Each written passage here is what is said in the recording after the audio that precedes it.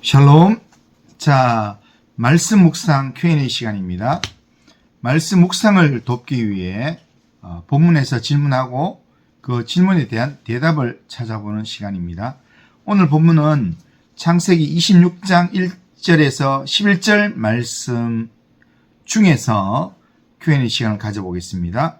오늘 첫 번째 질문은 본문 1절 2절에서 이삭이 애굽으로 내려가려 했던 이유가 무엇인가? 그리고 하나님께서 그 땅에 머물게 하신 이유는 또 무엇인가? 라는 질문입니다. 이 본문에서 이삭의 행동과 하나님의 명령 사이에는 인간의 생존 본능과 하나님의 언약적 섭리가 교차하고 있습니다. 먼저 이삭이 애굽으로 내려가려 했던 이유는 생존을 위한 합리적인 선택이다 할 수 있습니다. 이삭이 약속의 땅을 떠나서 애굽으로 내려가려 했던 이유는 단순한 변심이 아니라 당시 상황에서 인간적으로 보면 가장 합리적인 생존 전략이었습니다. 본문 1절을 보면 아브라함 때에 첫 흉년이 들었더니 그 땅에 또 흉년이 들매 이삭이 그랄로 가서 블레셋 왕 아비멜렉에게 이르렀더니 라고 말씀을 합니다. 그러니까 흉년이 들었다라는 것을 기억합니다. 당시에 농경과 목축이 전부였던 농경과 목축이 생계 전부였던 시대에 이 흉년은 가나안 땅의 흉년은 죽음을 의미했습니다. 그런데 거기에 비해서 나일강을 끼고 있던 애굽은 가나안에 가뭄이 들어도 애굽 땅은 물이 풍부해서 늘 먹을 것이 넉넉한 곳이었습니다.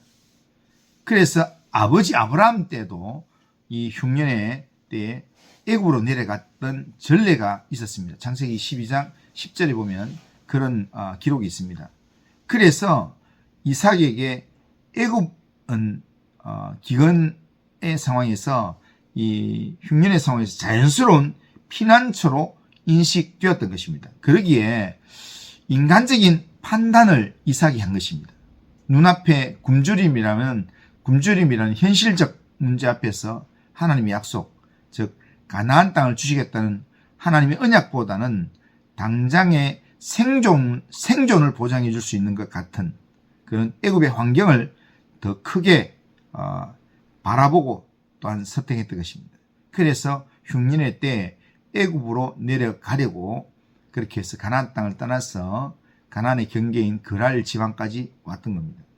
자, 그런데 하나님께서는 이삭이 이 가나안에서 출발해서 가나안의 경계인 그랄에 잠시 머물게 될 때 거기에 머물러 살게 하셨습니다. 하나님께서 그렇게 명령하신 이유는 언약의 계승과 믿음의 훈련을 하도록 하기 위한 것입니다. 하나님께서는 애굽으로 향하던 이삭을 멈추게 하시면서 가나안 지경인 이 그랄에 머물라고 명령하십니다. 여기에는 중요한 영적 의미가 있습니다. 하나님은 이삭에게 3절 4절에 보면 이 땅에 거류하면 내가 너와 함께 있어 내게 복을 주고 내가 이 모든 땅을 너와 내 자손에게 주리라. 내가 내 아버지 아브라함에게 맹세한 것을 이루어 내 자손을 하늘의 별과 같이 번성하게 하며 이 모든 땅을 내 자손에게 주리니 내 자손으로 말미암아 천하 만민이 복을 받으리라. 그렇게 말씀하십니다. 이것은 아브라함에게 하신 약속이 이삭에게로 이어짐을 확인시켜주는 과정입니다. 애굽은 세상의 풍요를 상징합니다. 하나님은 이삭이 환경, 다시 말하면 흉년의 문제 때문에 움직이는 게 아니라 하나님의 말씀, 즉 약속을 의지해서 척박한 땅에서라도 생존하는 믿음을 갖기 원하셨습니다.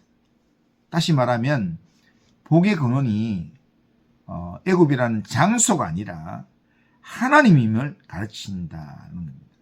애굽의 세속적인 문화에 동화되지 않고 하나님께서 지정하신 약속의 땅을 지키게 하심으로써 이스라엘 민족의 틀을 거룩하게 보존하시려는 의도가 있었던 것입니다. 결국 하나님은 이삭을 가나안 땅에 머물게 하심으로써 성도의 삶은 눈에 보이는 환경이 아니라 하나님의 약속 위에 세워져야 함을 분명히 보여주고 있습니다. 이 사건을 통해서 우리는 이삭이 아버지의 길을 답습하는 연약한 모습도 보이지만 동시에 하나님께서 그 연약함을 덮으시고 끝내 언약의 주인공으로 세우시는 은혜를 발견할 수 있습니다. 결국 하나님이 우리의 연약함에도 불구하고 우리를 하나님의 언약을 이루는 주인공으로 세워가신다는 것, 여기에 핵심 포인트가 있습니다. 그러니까 그런 면에서 우리가 하나님의 언약을 이루는 주인공으로 살아가려고 결단하고 그렇게 하나님 말씀에 순종하는 삶을 사는 것이 우리가 본문을 통해서 배워야 될 내용입니다. 자, 두 번째 질문입니다. 7절에서 이삭이 하나님의 말씀을 따라 그랄 땅에 거주하면서도 두려워했던 이유가 뭡니까? 하나님의 말씀을 의지해서 그렇게 기근도 극복하면서 그렇게 살았는데 두려웠던 이유가 뭔가? 이삭이 하나님 말씀을 따라 순종해서 그랄에 머물렀음에도 불구하고 이삭이 두려움에 사로잡혔던 이유는 환경적 위협과 인간적 불신이 충돌했기 때문입니다. 구체적인 이유는 먼저는 아내 리브가의 외모로 인한 생명 위협 때문이었을 것입니다. 성경은 이삭의 두려움을 아주 구체적으로 기록합니다. 자, 7절을 보면 그곳 사람들이 그의 아내에 대하여 물으매 그가 말하기를 그는 내 누이라 했으니 리브가는 보기에 아리따움으로 그곳 백성이 리브가로 말미암아 자기를 죽일까요? 그는 내 아내라 하기를 두려워함이었더라 라고 말씀합니다.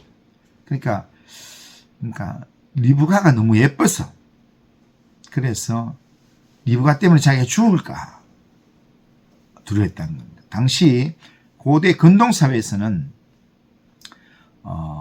외지인이 아름다운 여인을 데리고 올 경우에 그 여인을 빼앗기 위해 남편을 살해하는 일이 빈번했습니다.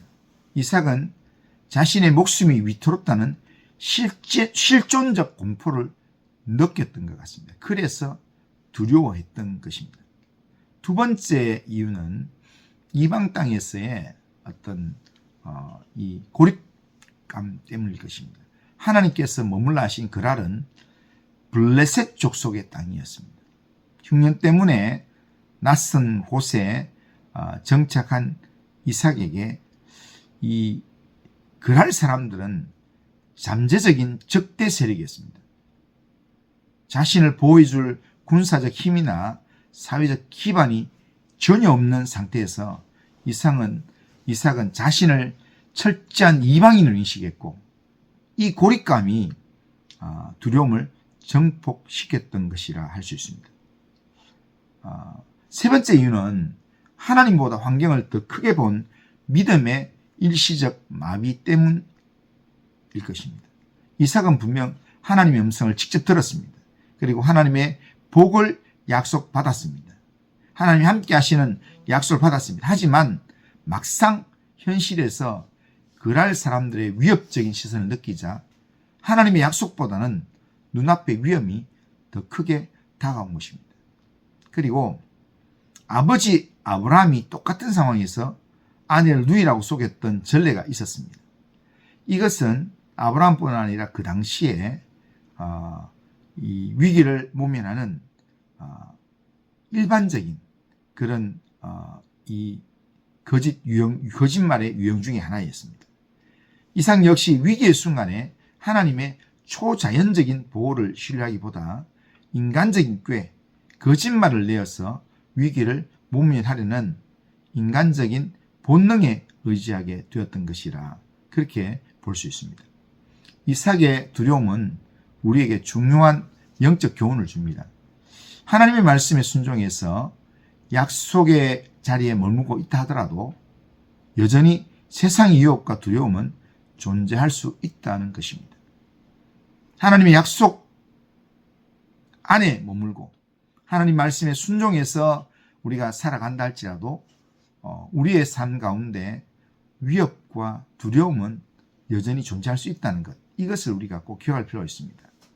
이삭은 두려움 때문에 아내 르브가를 내 누이라고 거짓말하는 실수를 범합니다. 하지만 하나님께서는 그의 연약함에도 불구하고 블레셋 왕 아비멜렉을 통해서 그를 보호하심으로 두려워할 대상은 세상이 아니라 하나님임을 다시 한번 깨닫게 하십니다.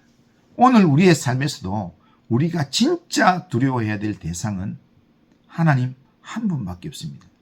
이것을 기억하고 오늘 우리의 삶을 담대한 믿음으로 세상에서 정직한 삶으로 하나님의 백성답게 살아야 하는 것, 이것이 오늘 본문이 우리에게 교훈하는 내용이라 할 것입니다. 자, 오늘은 말씀 Q&A 여기까지 하겠습니다. 이상으로 말씀 Q&A 시간을 마치겠습니다. 모쪼록 위에서 언급한 말씀 내용이 본문을 보면 충분히 다 발견할 수 있는 그런 내용의 질문과 또 대답이지만 언급한 이 말씀 묵상 Q&A 이 내용이 본문을 좀 더 명확히 이해하는 데 도움이 되기를 바랍니다. 오늘도 즐거운 하루 되시고 말씀과 동행하는 하나님의 사람들 다 되시길 바랍니다. 말씀 Q&A 시간을 모두 마치겠습니다. 샬롬.